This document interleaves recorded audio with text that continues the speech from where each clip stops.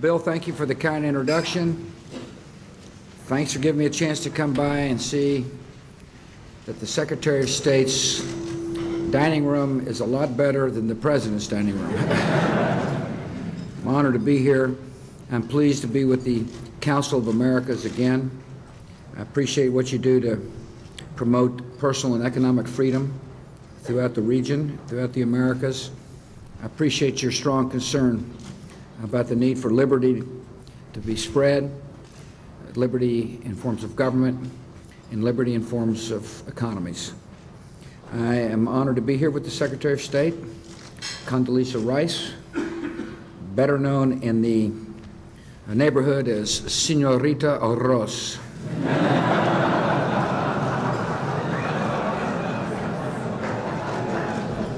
Pleased to be with Carlos Gutierrez, the Secretary of Commerce, Susan Schwab, the U.S. Trade Representative. Thrilled to be here with Susan Siegel, the President and CEO of the Council of Americas, a dear family friend, former member of the Cabinet in 41, Robert Mossbacher, Mac McClarty, as well, people who care a lot about the region. Thank you for joining us here. I'm also pleased to be here with ministers, representatives, ambassadors from the governments of Canada, Colombia, Mexico, and Peru. Honored you all are here. The foundation of a good foreign policy is good relations with your neighbors. A peaceful and secure neighborhood is in the interest of the United States of America. And so I want to talk to you about the hemisphere we share, the challenges we face, and the aggressive work that the United States is doing to help make the Americas a place of hope and liberty. In recent decades, there have been positive developments in Latin America. Countries have moved away from an era of dictatorships, era of civil strife. Unfortunately, today, some countries in the region are seeing a resurgence of radicalism and instability. And one nation in the region remains mired in the tyranny of a bygone era, and that is Cuba. Yesterday, I had a fascinating opportunity to speak with a leading Cuban dissident, a former political prisoner, and a wife of a man who is held in a Cuban prison simply because he expressed his belief that all people should live in a free society. You know, video conferencing is one of the great wonders of the 21st century, and to be able to sit in the White House and talk to these three brave souls in Havana was an inspiring moment for me.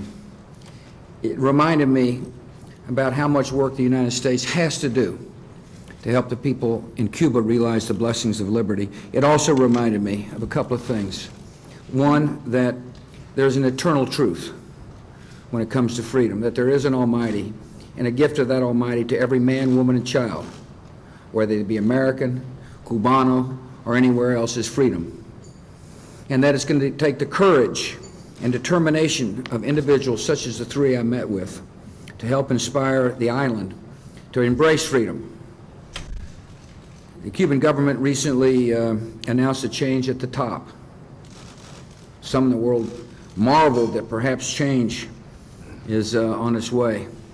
That's not how I view it. Until there's a change of heart, and a change of compassion, and a change of how the Cuban government treats its people, there's no change at all. The regime has made empty gestures at reform, but Cuba is still ruled by the same group that has oppressed the Cuban people for almost half a century. Cuba will not be a land of liberty so long as free expression is punished, and free speech can take place only in hushed whispers and silent prayers. And Cuba will not become a place of prosperity just by easing restrictions on the sale of products that the average Cuban cannot afford. If Cuba wants to join the community of civilized nations, then Cuba's rulers must begin a process of peaceful democratic change. And the first step must be to release all political prisoners. They must respect the human rights in word and in deed, and they must allow what the Cuban people have desired for generations, to pick their own leaders in free and fair elections. This is the policy of the United States, and it must not change until the people of Cuba are free.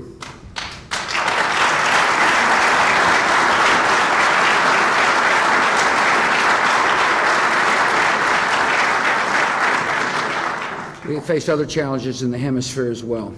I am deeply concerned about the challenge of illicit drug trade. First, I fully understand that when there is demand, there will be supply.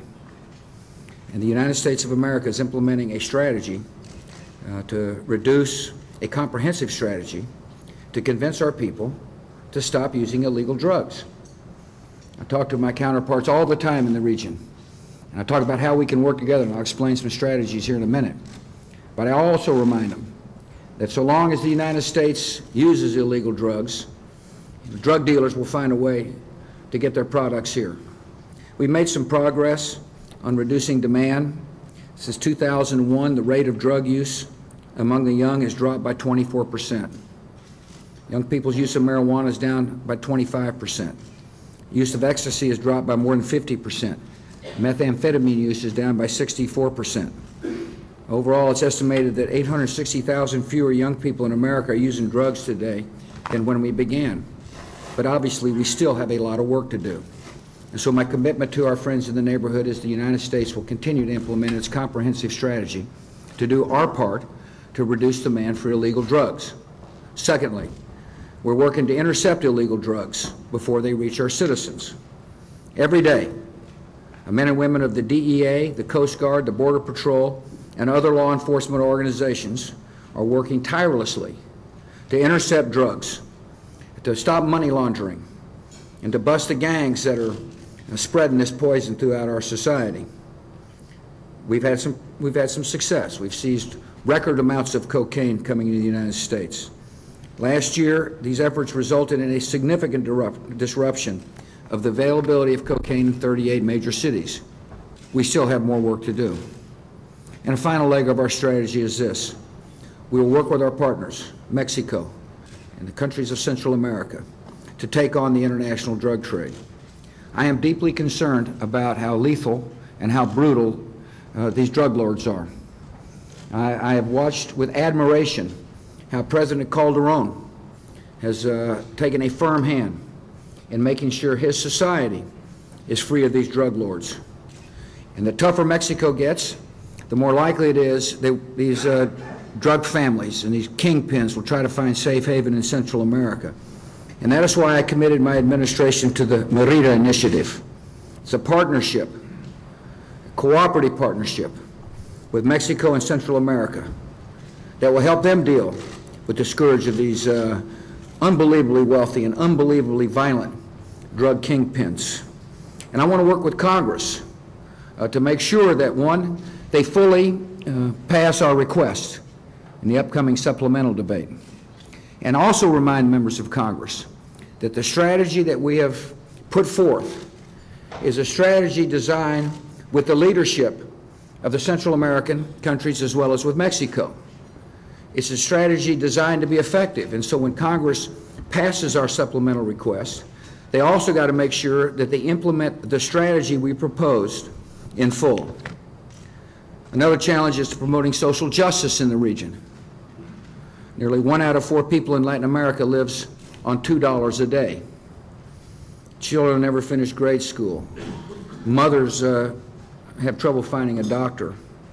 In the age of growing prosperity and abundance, this is a problem that the United States must take seriously. It's the most prosperous country in the world. The United States is reaching out to help our partners improve the lives of their citizens. Social justice requires access to decent health care. And so we're helping meet health care needs in some of the most remote parts of Latin America, primarily by using the United States military's medical personnel to treat local citizens. I'll never forget going to Guatemala and seeing the clinics run by our troops. America's a compassionate country. We're plenty strong when we need to be.